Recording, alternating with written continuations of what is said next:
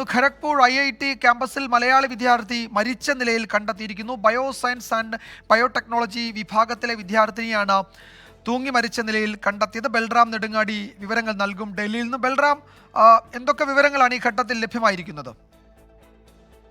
ജികുമാർ, പശ്ചിമ ബംഗാളിലെ ഖരഗ്പൂരിൽ IIT-യിലാണ് മലയാളി വിദ്യാർത്ഥിനിയുടെ മൃതദേഹം കണ്ടെത്തിയിരിക്കുന്നത്. തൂങ്ങി മരിച്ച നിലയിലാണ് മൃതദേഹം കണ്ടെത്തിയത് എന്നാണ് ഇതുമായി ബന്ധപ്പെട്ട് IIT നൽകുന്ന വിവരം എന്നുള്ളത്.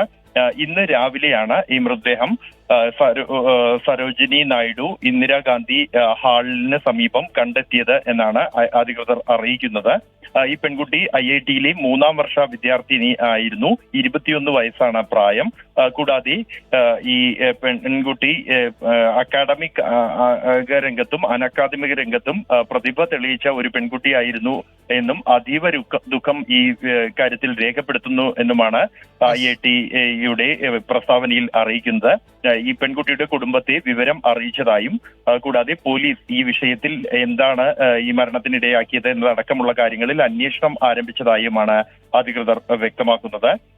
മറ്റ് വിശദാംശങ്ങളൊന്നും തന്നെ ഈ ഘട്ടത്തിൽ പങ്കുവയ്ക്കാൻ ഖരഗ്പൂർ IIT അധികൃതർ തയ്യാറായിട്ടില്ല. ശരി ബൽറാം, ഇപ്പോൾ ഖരഗ്പൂർ IIT നൽകുന്ന വിവരങ്ങൾ മാത്രമേ നമ്മളുടെ പക്കലുമുള്ളൂ. ഒരു മലയാളി വിദ്യാർത്ഥി അവിടെ മരിച്ച നിലയിൽ കണ്ടെത്തിയിട്ടുണ്ട്. ബയോ സയൻസ് ആൻഡ് ബയോടെക്നോളജി വിഭാഗത്തിലെ വിദ്യാർത്ഥിനിയെയാണ് തൂങ്ങി മരിച്ച നിലയിൽ കണ്ടെത്തിയത്.